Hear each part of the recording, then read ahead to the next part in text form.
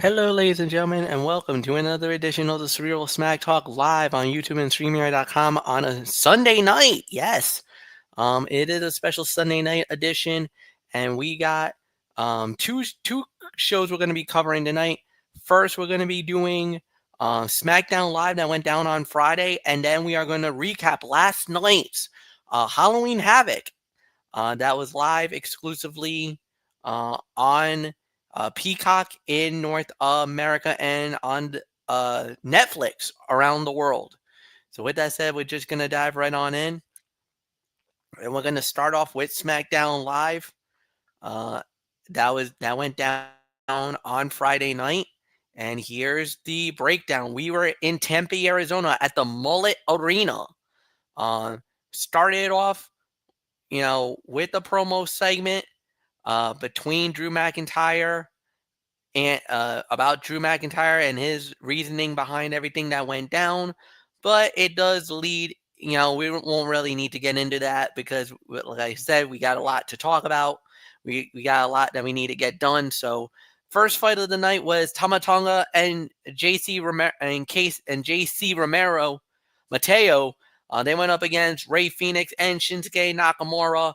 It was the BFTs. The family gets the win. Tama Tonga and JC Romero in 12 minutes and 5 seconds. Solid opener, but there was that one point where the commercials did get in the way. That does get a little bit of some, not really a great thing to talk about on that one. But at the end of the day, they did the right thing. And when it was all said and done, the winner, the right team won. I got nothing bad to say there. Solid opener to the show. And yes, Anthony Florio, it is all yours. As we have it as the family wins, so it's yours. Well, I'll tell you what, Matt, the pace picked up in the second half and made this a much more exciting bout, but it felt like it took them too long to make this feel competitive. They were just going through the motions until after the break, but once they started picking up steam, this turned into a fun encounter. I'm going to give this about 3.25, teetering on 3.5. Not going to waste too much more time, so Michael Bullock, let's get your thoughts. 12:05, the time of the fall, and let's make it. Yeah, 3.25, 3.5 stars. I mean, it was a good match. I mean, yeah, the commercials did hurt some, but the right team won, and obviously, as you guys saw after the match, the Wyatt Six came out, so it looks like we're gonna have we're gonna have the MFTs and the Wyatt Six, so that should be something we gotta keep an eye on. So nothing more to say. Let's move on. All right, next up that we did have on the fight card, it was Kiana James going up against the WWE Women's Champion Tiffany Stratton. Tiffany wins the match in 9 minutes and 50 seconds, but the big talking point after this was after the match was over, Julia did try to get a beat down on Tiffany, and it prompted Jade Cargill to come out. So everything we think is all good, Jade comes out, she saves Tiffany, and everything's honky-dory, right? Wrong. Jade turns and blasts the women's champion and basically makes her intentions known that she is not done at going after the WWE Women's Championship. Anthony Florio, maybe we should have saw this coming, but it happened. I gotta say it. Jade Cargill as a babyface did not work. Terrible. Jade Cargill as a heel. Way better. Oh, business just picked up. We're about to get the Jade Cargill that ran roughshod on AEW.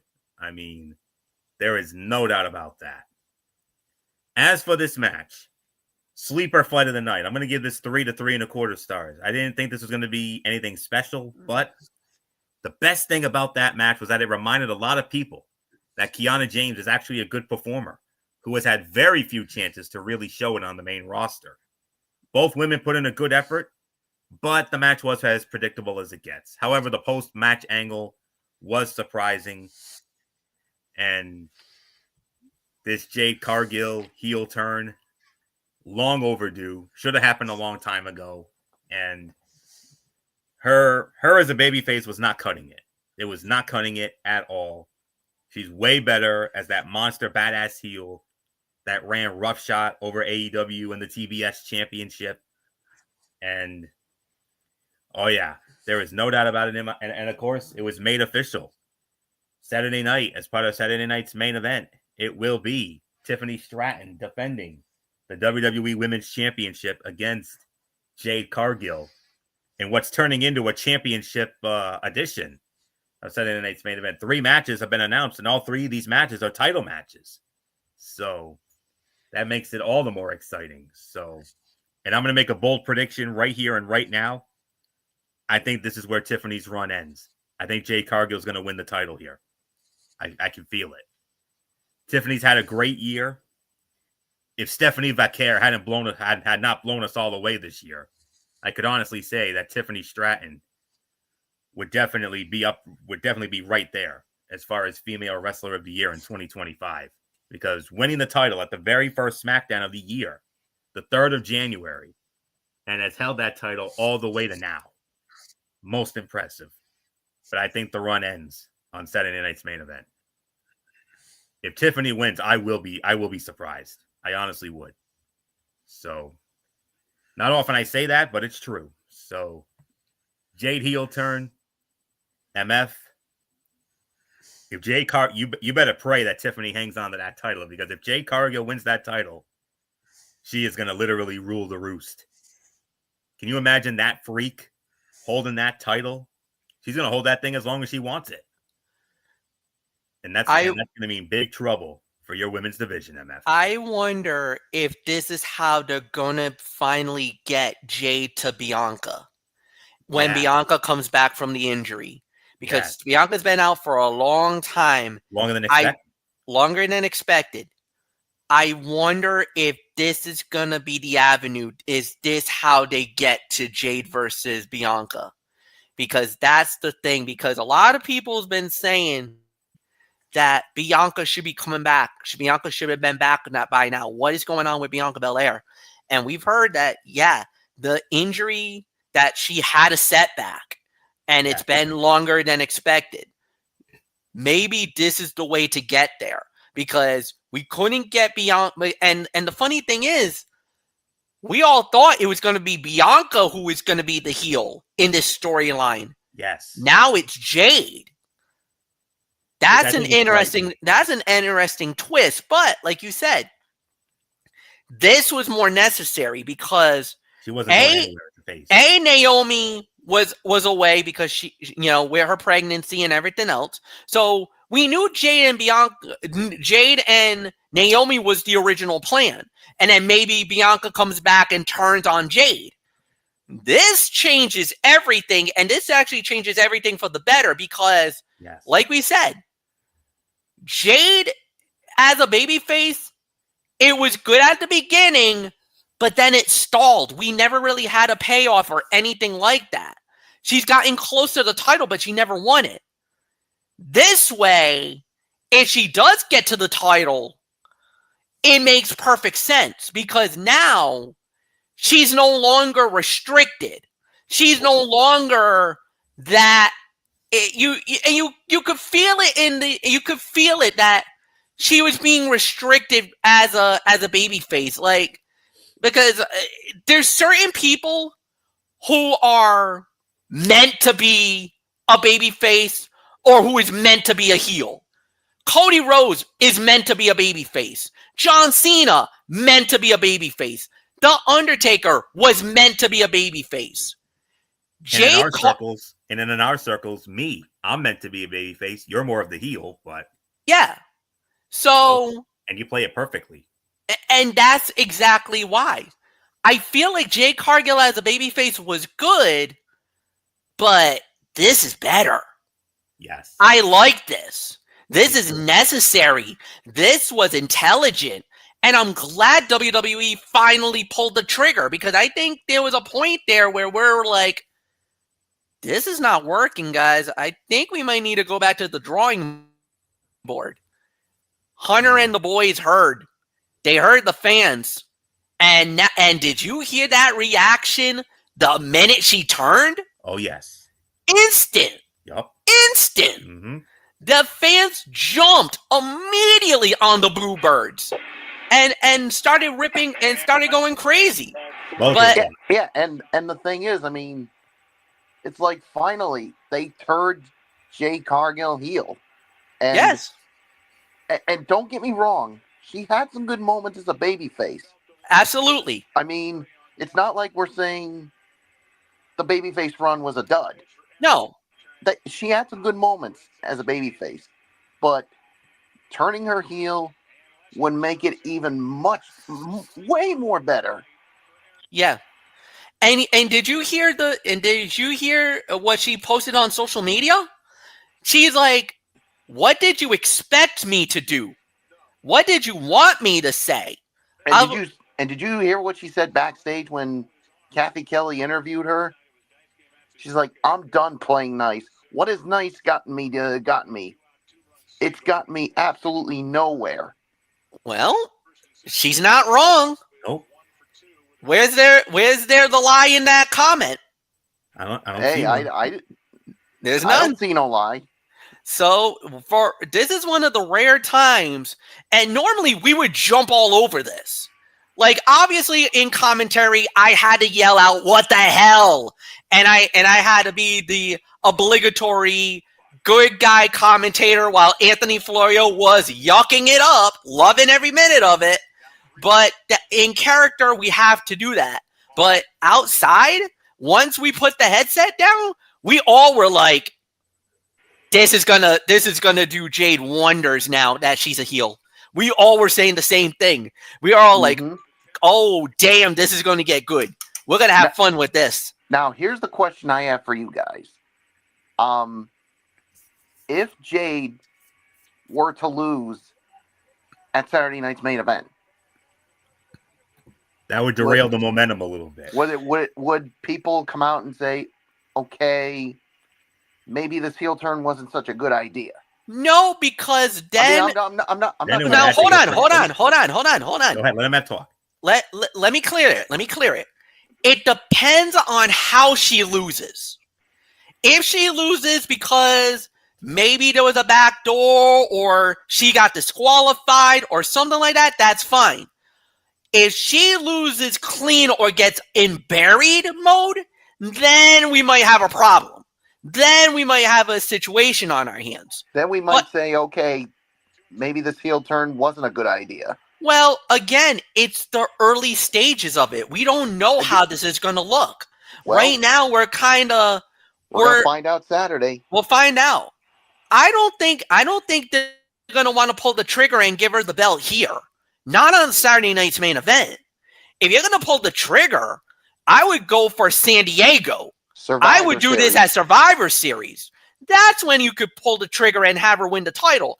I could see this being a screwy finish, or she just might do something where she's like, you know what? He snaps. Bleep this. Where she Jade Cargill's going to beat the crap out of Tiffany Stratton. And probably she gets disqualified. Will disqualify her, and basically Jade's like, you know what? I don't give a shit if I got disqualified. I'm giving this bitch exactly what she deserves. And quite frankly, there's going to be some fans out there, and I hate to say this, and I know I'm going to get some heat for this, but there are some fans out there that kind of feels like Tiffany should actually get her ass kicked right about now. That there are some people that are saying, like, Tiffany hasn't really had a major threat, somebody to really challenge her yet with her women's championship. If she gets her, and I truly mean this, if she gets beaten down, like laid out, destroyed, that's going to give a lot of sympathy to Tiffany, and then that would make people want to watch this match. Because right now, her title reign has been good, was good at the beginning, but like she hit her peak at WrestleMania when she beat Charlotte Flair. Like that was the peak of her title run. But since then, there hasn't been anything that has made us want to embrace Tiffany Stratton as the women's champion. And I think we should address one thing too. We heard the breaking news after Smackdown where I think it was Tiffany Stratton that she got her knee got hurt. Yeah, she suffered a slight injury. Yeah, I don't know how. She was adamant that she was going to defend her title. Yeah, I wonder if Jade Cargill is going to use that to her advantage, where she's going to keep on destroying that knee to the point that the ref will disqualify her. No, because if she's unable to finish the match due to a knee injury, that's an automatic title change. That's not a DQ, Bullock. If she cannot continue because of a knee injury, it's an automatic fight over, and we have a new champion. Oh, well, actually, hold on. Let me change it. If she might destroy that knee to the point that the referee has no choice but to stop the match, then it's an automatic new champion via a forfeit. It's not a forfeit. Yeah, it's a referee stoppage. It's a referee stoppage. It'd be referee stoppage. It would be technically. It would be like a technical knockout. And if Jade wins the title like that, that's how you can really elevate her heel run even more. By basically taking the quote unquote cheap way to win the title. That's not a cheap way, Michael Bullock. That's not a cheap way out. However you describe it as. No, I know. I understand where you're going there. You're just saying it wrong. Let's just say it. I know the analogy you're trying to go with. I know where you're trying to go, but the thing is, you're in a way I understand where you're going with it, but that's not the way that it would go. If that was the case, but either way, let's wait and see what happens Saturday night, where they go with it. Yeah. I mean, we got a lot more things to talk about. We could go on all night about this, but I know you would love to. But either way, let's see what happens Saturday night to see where this whole thing goes. So, yeah, there's really nothing. I gave the match 3 to 3.25 stars. What's your rating, Bullock? I'll give it 3 3.25 as well. So it's your sledge. Let's move on. It's 3. I get it. I know where you were going, Bullock. It's just that you're trying to find an avenue where you're trying to see something that would be like, if it was like a screwy finish or some kind of backdoor victory that where maybe Tiffany, where Jade would get some nuclear heat, like pulling of the tights, holding onto the rope, a leverage pin. I get that. The way you were describing that, I was like, none of that would fly, because it would have been a straight TKO. It would be a straight referee stoppage. We have a new champion at that point. But the thing is that it wouldn't garner any nuclear heat. The only thing it would just do, it would just cement Jade Cargill as the monster badass heel that we all knew that she was in the first place. I know where you're going. The only way you do something like that is where maybe Jade destroys Tiffany to the point where the referee has no choice but to stop it.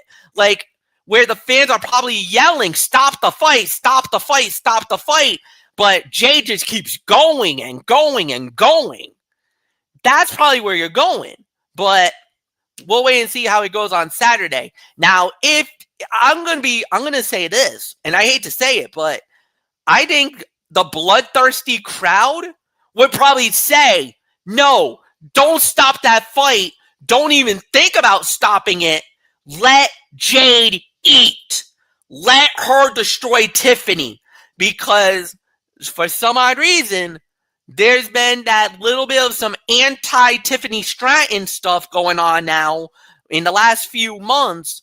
Because, like I said, she reached her peak at WrestleMania. She's been tapering off a little bit. I think it's time that Jade takes the belt and does do the business. And if she decides that this is the moment where, in the immortal words of Mike Grassa, if she dies, she dies, then so be it. That's how you got to end it. So nothing more to say there. So we're just gonna move right on along. Ilya Dragunov does the U.S. Open title challenge. Aleister Black answers it. Ilya Dragunov wins the match in 15 minutes and 40 seconds to successfully defend the United States Championship. But Michael Bullock, let's just say there was an extra person at the dinner table that was not there before, and he was back, burnt eye and all, and oh boy, there was some retribution being handed out. Well, let's just say, Fletch, that, I mean, as a little message to Aleister Black, I mean, don't start something that you can't finish. And I think all you did was piss off Damian Priest even more. And yeah, he got his payback by costing you a chance to become the United States champion. So, a fun match here. I'm going to give this about maybe 3.5 to teetering on 3 3/4. I mean, a really good match. I mean, but yeah, after this, I mean, you could tell the rivalry between Damian Priest and Aleister Black is still far from over. But now this rivalry has been taken to a new level now that Zelina Vega, his wife in real life, is now involved in this. So we'll see what happens. So nothing more to say. It's yours, Fletch. Yeah, absolutely. This was amazing, man. This was at least a 3.5-star bout. I got nothing bad to say about it. This was an excellent matchup. Great battle all the way through. And yeah, Anthony Florio, it is all yours, my friend. This was the fight of the night. 3.5 to 3 3/4 of a star. This was the first time these two have had a singles match, and they wasted no time getting right to the good stuff. They didn't try to ease into it with a lockup and some holds. They started throwing punches, chops, and kicks right away. The match lasted through 2 breaks, so they had plenty of time to work. Black and Dragunov are obviously both talented performers, and WWE may have found a great feud by pairing them together. In just 2 matches, Ilya Dragunov has quickly established himself as one of the most exciting people to watch on SmackDown, and with Aleister Black as a dance partner, they ended up stealing the dang show. This is definitely the fight of the night here. Absolutely. And I want to make an interesting point here. A lot of people, I came across some things earlier. They're already making the comparisons. They're saying that Aleister Black and Zelina Vega are the new Karrion Kross and Scarlett. Yeah. And it is too bad. It is too damn bad and so damn sad that WWE released Scarlett and Karrion Kross. Could you have imagined Scarlett and Karrion Kross versus Zelina Vega and Aleister Black? Could you imagine how awesome that feud would be? Man, that would have been amazing. But it is what it is. So 3.5, 3 3/4, fight of the night. No question about it. So with that being said, MF, I believe it's main event time, yes? Yes, main event. And it was Drew McIntyre versus Jimmy Uso in a no DQ match. And it was Drew McIntyre winning the match in 12 minutes and 25 seconds. Solid close to the show. Obviously, Cody does show up. We get the brawl at the end. It was fine for what it was worth. This is about another 3-star bout, so really nothing more to add. So, Anthony, it is yours. What was that time again? 12:25. Yeah, that's about 3 1/4, teetering on 3.5 for this. This was a hard-fought match with some good spots. Jimmy Uso and Drew McIntyre are both veterans at this point, so it was not surprising to see them put on a good show for the crowd. And obviously, Drew winning, that's no big surprise, considering he most certainly needs the momentum going into Saturday night's main event when he challenges Cody Rhodes for the undisputed WWE Championship. So, yeah, 3 1/4, teetering on 3.5. Right outcome here, no doubt about it. So, Michael Bullock, momentum for Drew McIntyre going into his huge title match with Cody as part of Saturday night's main event this Saturday night. Yeah, 3 1/4, 3.5. Definitely, Drew definitely needed this momentum going into his WWE title match against Cody Rhodes at Saturday night's main event, and yeah, Cody tried to save Jimmy Uso from further beatdown, but ended up eating a Claymore. So I don't know. We'll see what happens this Friday night. Because what's the one thing that we always say? The whole booking 101. So we'll see what happens Friday night if to find out what could possibly happen. So there's really nothing more to say. So let's get into the overall thoughts before we talk about Halloween Havoc. I'm ready. Yeah. All right, Anthony Floyer, you lead off. 7 to 7.5 out of 10 on paper. This week's SmackDown didn't look like anything special. No title changes, and all of the results were predictable. However, the quality of the matches were good, and we got some solid storyline developments, especially with Jade Cargill's heel turn, finally allowing her to be the dominant force she should be. The tag match was decent. Kiana James looked good in the ring with Tiffany, and Jimmy and Drew put on a solid main event, but nothing came close to the fight between Aleister Black and Ilya Dragunov. The two former NXT standouts delivered what was easily the best match of the week. If you missed this show, try to make sure you at least see that match. So I'm going to give this a solid 7.5 out of 10 for me. So not much more to say. Michael Bullock, I give it 7.5 out of 10. What says you? Yeah, 7.5 is the right rating for this show. So yeah, there's really nothing more for me to say. So Fletch, you get the final say on SmackDown before we get into Halloween Havoc. 7 out of 10, no doubt about it. I think you guys totally agree. You guys totally got it. So nothing more to say. We're just gonna dive right on into the Halloween Havoc. We started. It was from the Prescott Valley, Arizona, at the Finlay Toyota Center. Finley Toyota Center. It's the Finley Toyota Center. Yep. It's just spelt wrong, so that a different way. So Finley Toyota Center in Prescott Valley, Arizona, and here we go. We started off with a tag team match as it was Javon Evans of NXT and Leon Slater from TNA going up against two representatives from AAA, La Parca and Mr. Iguana. And when it was all said and done, winners of the bout in 17 minutes and 56 seconds was Javon Evans and Leon Slater. This was a solid opener, man. Everybody was very good in the match. 3.5 to 3 3/4 of a star. This was all over the place, but great action, good hard-hitting action, great wrestling.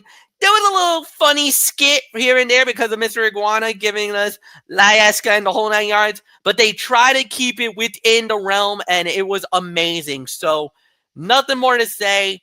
Incredible jump off to the show. Anthony, it's yours. I'll give you the 3.5 to 3 3/4 of a star. However, this does not come without constructive criticism. I got to be the man who tells it like it is. And you know, we take honesty of our opinions very seriously. And we wouldn't be doing our jobs if we weren't honest with you. And allow me to be honest with you all when it comes to this match, if you would. While the crowd enjoyed the exciting action, this never felt like it needed to be on a premium live event stage because it was a thrown together match that was relying heavily on the action alone. The young OG and Leon Slater are consistently good together and could take over the tag team division if TNA is willing to keep sending their champion for that role. The main issue was that Iguana and La Parca never had a chance to keep up. I thought NXT took a big risk with betting on La Parca for this spot, and he stood out as, I'm sorry, I have to be honest, he stood out as a bit of a weak link throughout this match.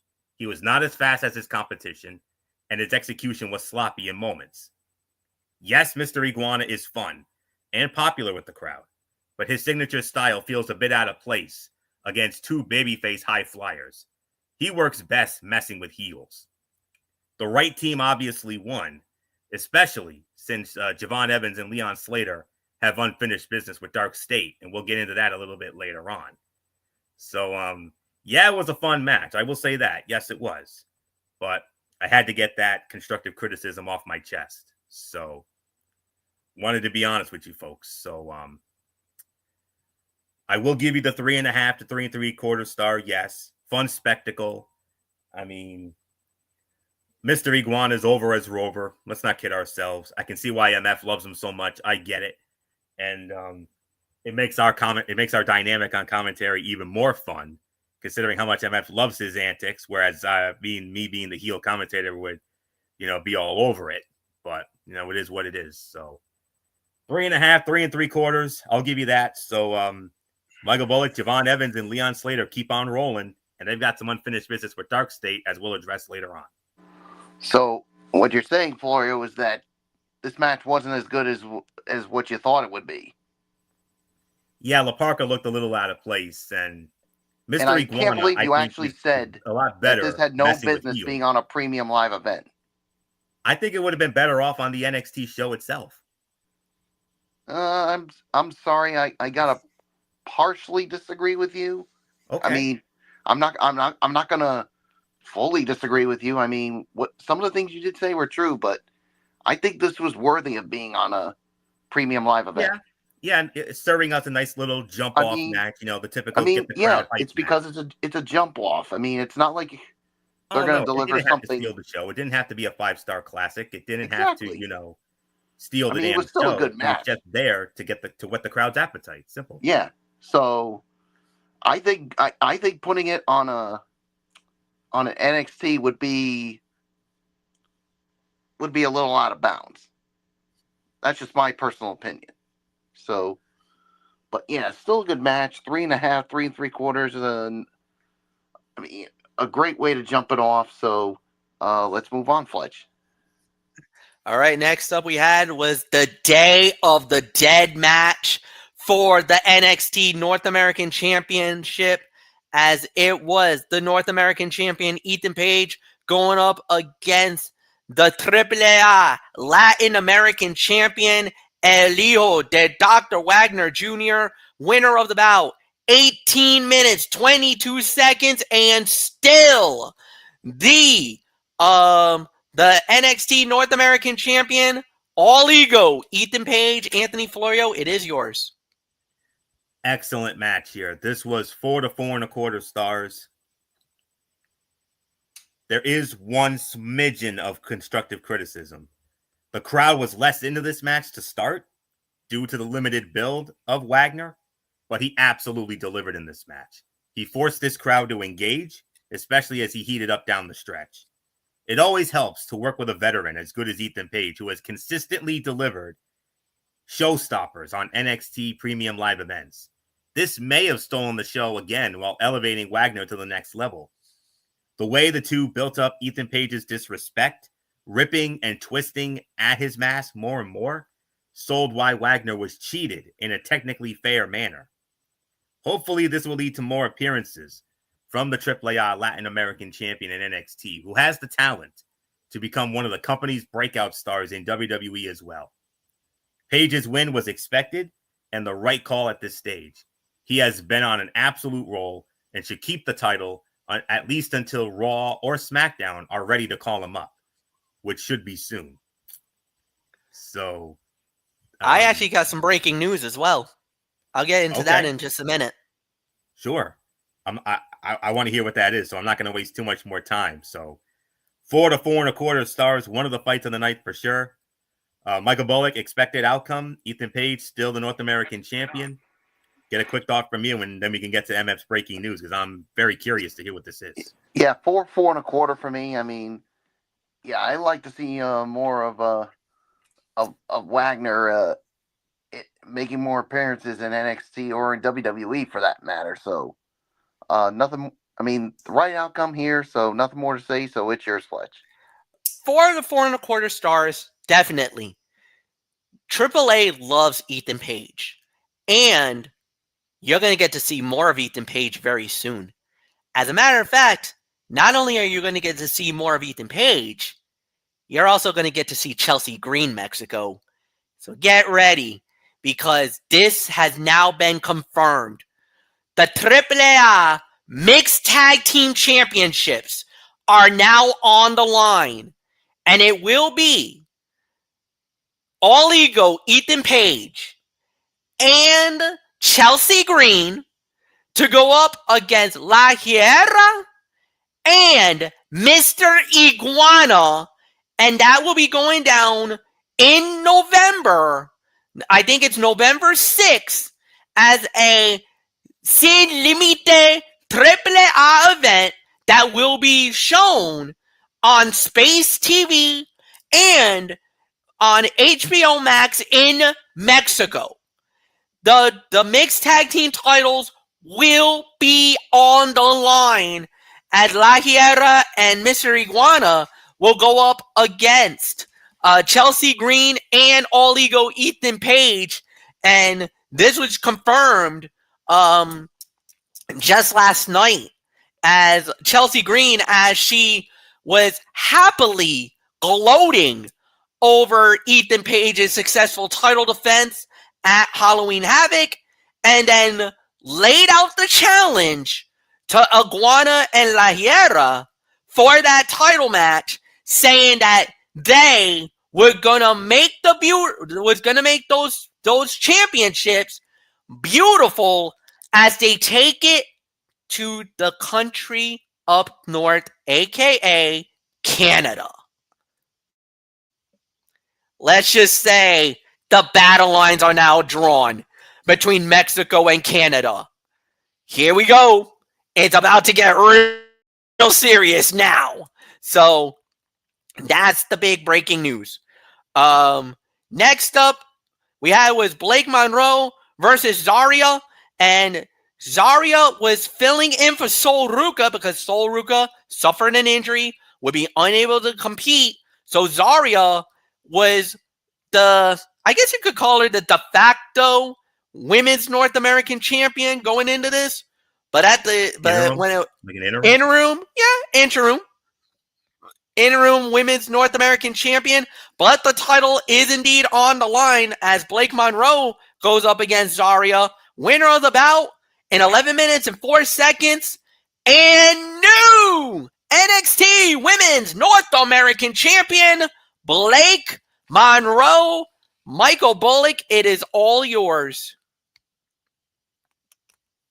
What was the time of the fall? 11:04.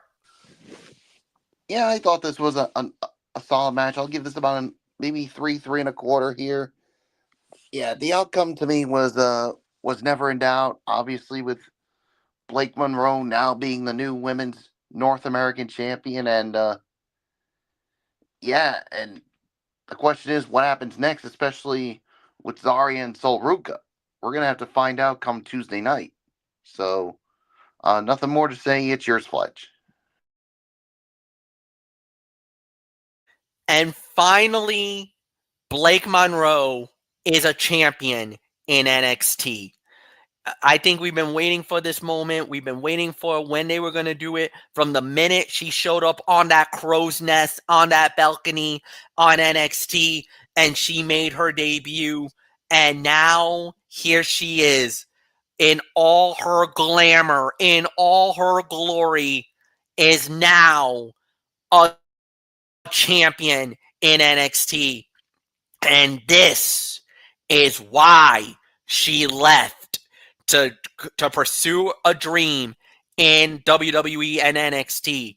This is why she went from Jacksonville to here to make the move, to make the jump, and to solidify herself as that one.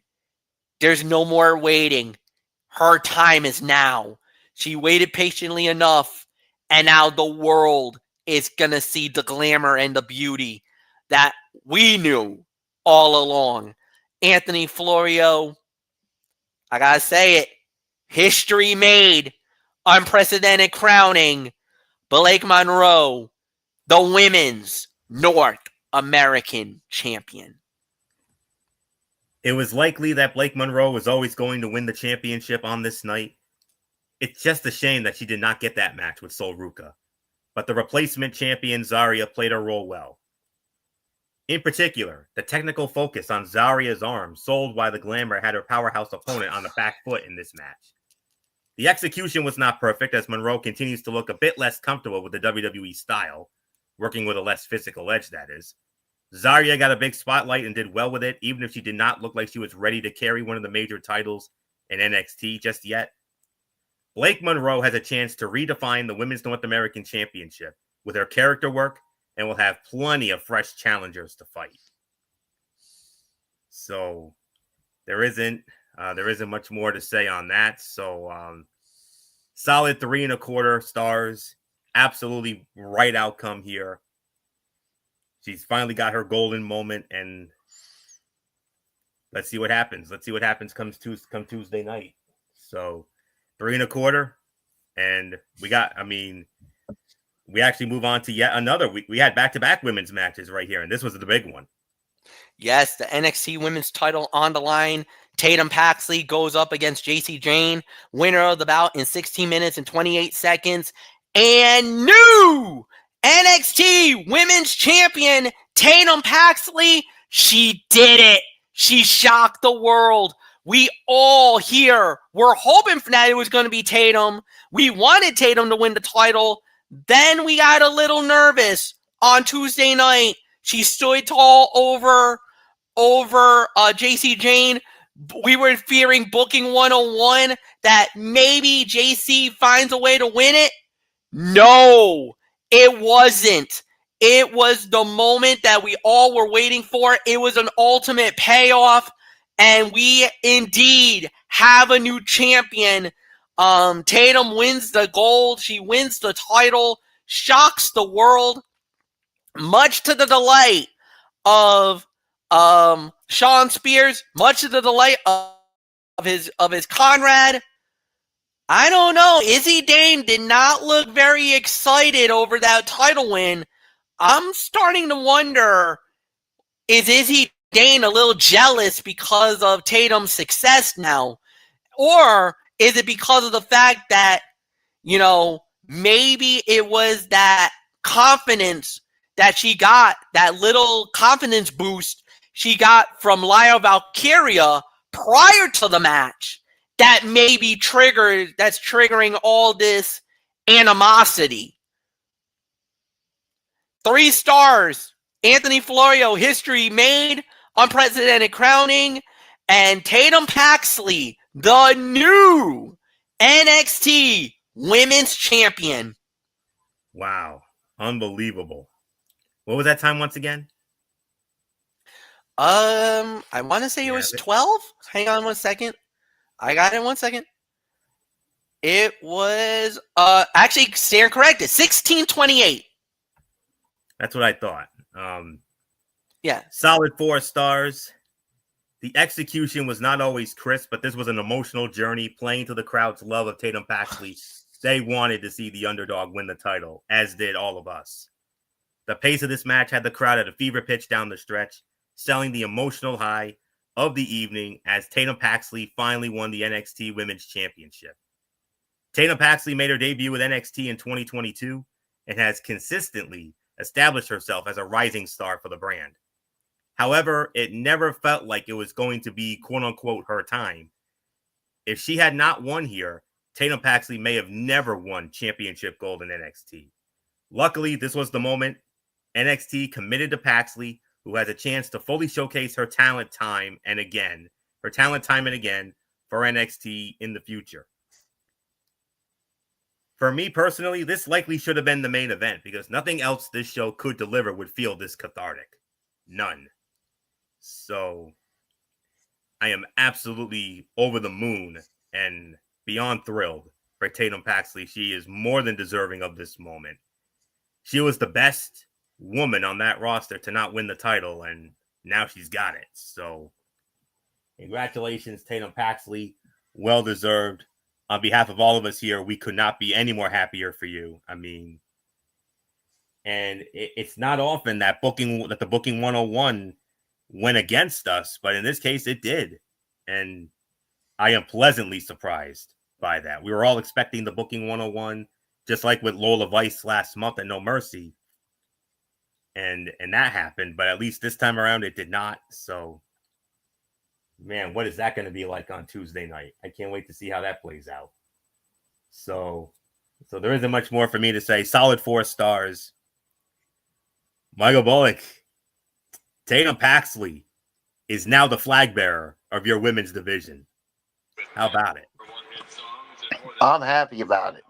I mean, she really deserves it. I mean, yeah, when we all got nervous, especially after what happened Tuesday, and we were thinking, yeah, booking 101, JC's going to retain, but in my heart, I really wanted to see Tatum win it, and she did. So, solid 4 for me. And yeah, even though Tatum did win the title, Izzy didn't look too happy.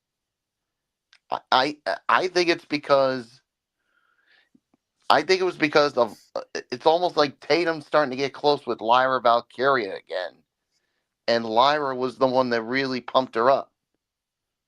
I mean, what did Izzy Dame really do to Tatum to really help her win that title? I don't think she did that much. So no, maybe. And then remember, there was that moment in the match where it looked like she was going to hit Tatum with the title. I thought it looked like Izzy was with gonna, the title. I thought she was going to duck her, and then thank God, Izzy ducked. It's good that Tatum ducked and it hit JC. And there was some people out there that thought, well, maybe that was part of the plan. That did not look like part of the plan. I think it looked like she was trying to hit Tatum Paxley. That's why I thought so too. Especially, I mean, with how close she's getting with Lyra Valkyria again. And one other thing. Because remember, hold on, Florio. Go ahead, Bull. Go ahead. Remember when Tatum Paxley won that battle royal, and then Lyra came out to celebrate? Did you see the look on Izzy Dame's face? Yeah. She was pissed. Yeah. So. Because she's thinking that Lyra is manipulating Tatum, and it's not. Lyra is being that great friend. And look, Lyra and Tatum is not the most unique relationship. Mm-hmm. Let's openly admit that. Yeah. The Valkyrie and her, it's I don't even know what to even call it.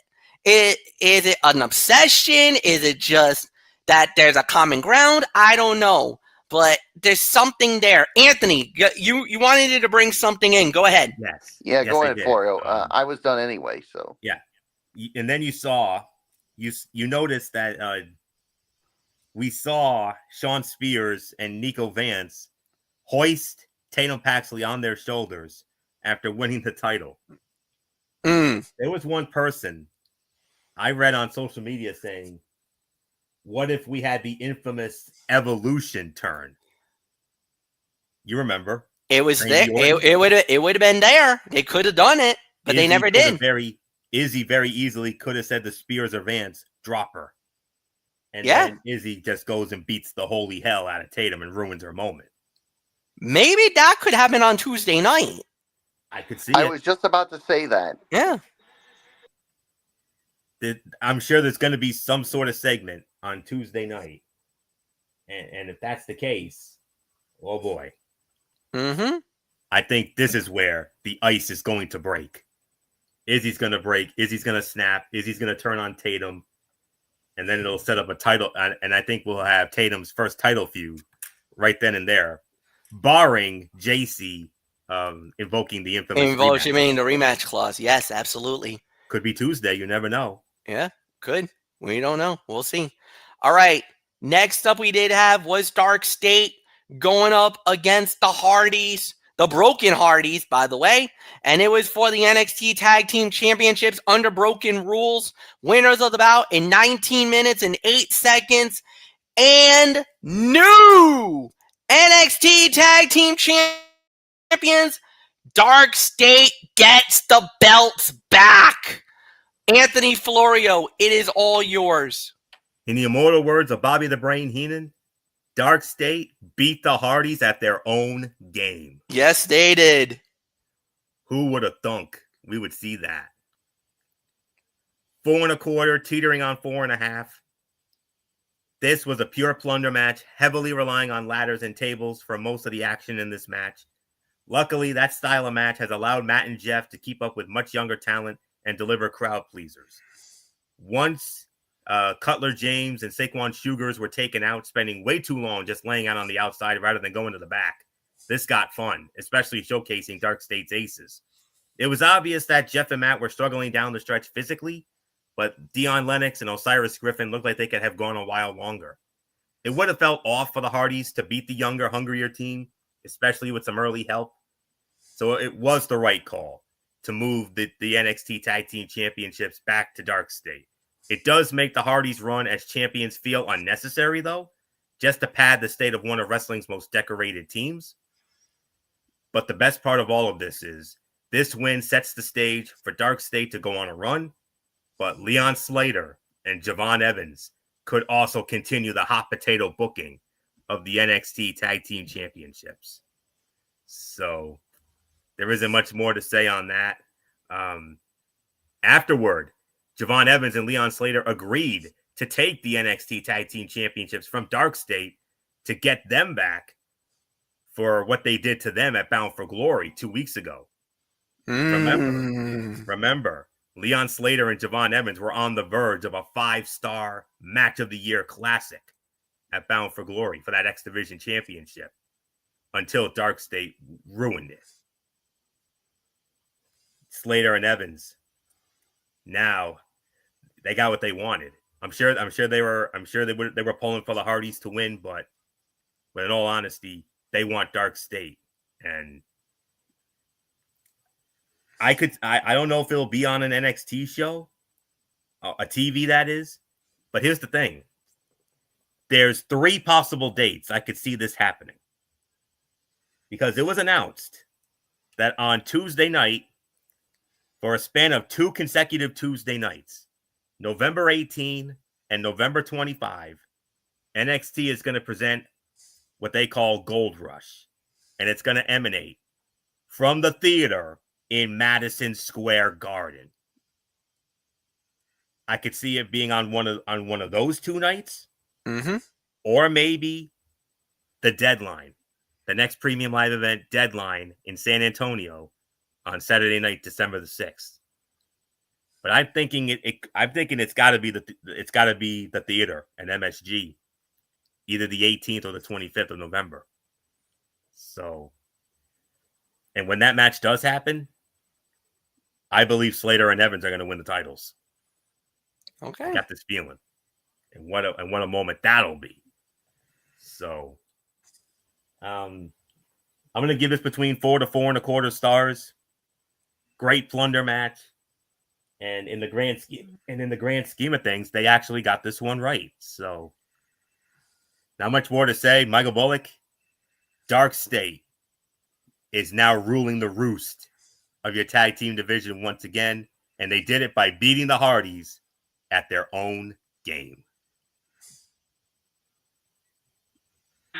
Yeah, they beat the Hardys at their own game, and yeah, now they're the champs once again. And now, I mean, yes, they are the champions, but now it looks like Leon Slater and Javon Evans will get their chance at retribution on Dark State for literally messing up that 5-star match that they were on the verge of a 5-star match and until Dark State ruined it. So this is their chance of not only getting some payback, but also maybe taking the titles from them. So we'll see what happens. 4 4.25. It's your Sledge. Yep, I totally agree with it. 4 4.25, absolutely correct. Nothing more to say. We're just gonna move on. Main event of the evening for the NXT Championship, as it was Ricky Saints going one-on-one with Trick Williams, winner of the bout in 16 minutes and 48 seconds, and still the NXT champion. It is Ricky Saints. Michael Bullock. The revolution remains in as the top guy in NXT. Ricky Saints, 1648, is still the NXT champion. 3.5 stars. I mean, it was another solid match here, and obviously another right call here. I mean, too soon to take the title off of Ricky Saints. He just won it, and you want to have him go on a nice long run as the champion. So, 3.5 stars. It's yours, Fletch. There was rumors that Ricky Saints was going to be moved to the main roster. Well, it looks like that's not moving anytime soon. Yes, I do believe maybe after WrestleMania he gets the call up, but right now Ricky Saints is having the best run of his career. Props to Trick Williams for giving him a heck of a fight. That was an excellent matchup, good main event. Yeah, I understand why some people felt like this wasn't really main event quality, but you could have done a couple of other matches. I get it. But Ricky Saints winning, not a bad thing. Successful title defense, not a bad thing. Anthony Florio, it is yours. 3.5 to 3 3/4. Ricky Saints, still the NXT champion at 1648. And I know that Michael Bullock, I can imagine breathing a huge sigh of relief on that one. So, yes. Anyways, on a night with multiple memorable title changes and matches, this was not nearly at the level required for the main event spot. Trick Williams and Ricky Saints worked this as a highly personal heavyweight bout, moving at a methodical pace, especially after the early flurry. The back and forth taunts played decently to the crowd, but this crowd never invested as much in this as the previous two matches. Even with a flurry of offense late from Trick that should have been enough to win against most, it never truly felt like the challenger was a threat to the champion. This was worked in the main event spot to sell the Absolute One as the top guy in NXT. He did not deliver enough to seal that as an absolute truth. And then Tatum Paxley closed out the show celebrating, but she should have gotten the chance to close out the show celebrating with the fans. That kind of should have been the main event. That would have been a hell of a way to send the crowd home happy. Not that this didn't, but that would have been even better. And speaking of Tatum, after Ricky's celebration, the camera went to the back where the Culling celebrated, and Tatum Paxley promised even more crazy in NXT starting on Tuesday.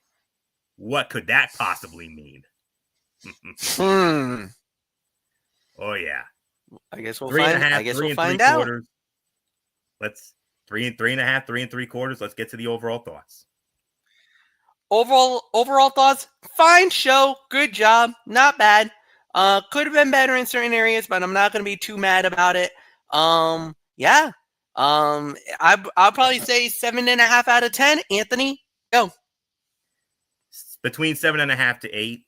Halloween Havoc was an up and down event that showed that NXT is on the right path, but may not be fully ready to commit to a changing of the guard. In particular, the main event did not land, especially as an exclamation point to the night.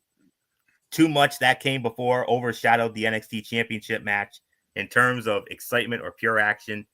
The real centerpiece of the show was JC Jane versus Tatum Paxley. They had the crowd hooked and invested throughout in the improbable rise of the perennial underdog, making the win feel all that much sweeter. The Broken Rules match was a spot fest the crowd adored and elevated Dark State back to the top of the tag team division.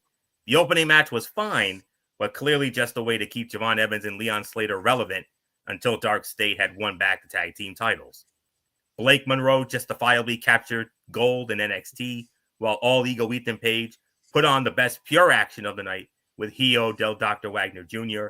As a whole, there were more wins than misses for Halloween Havoc, and a reshuffle to focus on what the fans wanted to see most would have made this show truly great. But this is a 7.5 to 8 out of 10. That's the best I can do it. Nothing more to say. Take us home, Bullock, and let's get on out of here.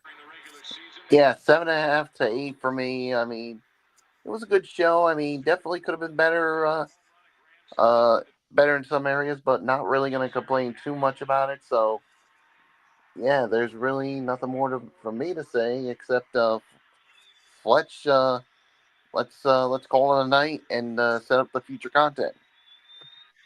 Starting off on Tuesday night, it's going to be Ridiculously Raw, hosted by Anthony Florio, as we're going to have Monday Night Raw and NXT, the fallout from Halloween Havoc. Thursday night is another edition of NFL College Football Thursday, hosted by Anthony, as we're going to be covering everything that's going on in the upcoming week of college football. And I do believe either this week or next week is going to be the release of the college football playoff poll. If it's this week, then it's big. If it's next week, fine. Because what we'll do is all the matchups will be basically linked to that CFP poll. It will no longer be about the coaches poll. It will no longer be about the AP poll. It will be directly for the 25 that's been selected in the college football playoffs. So you got that.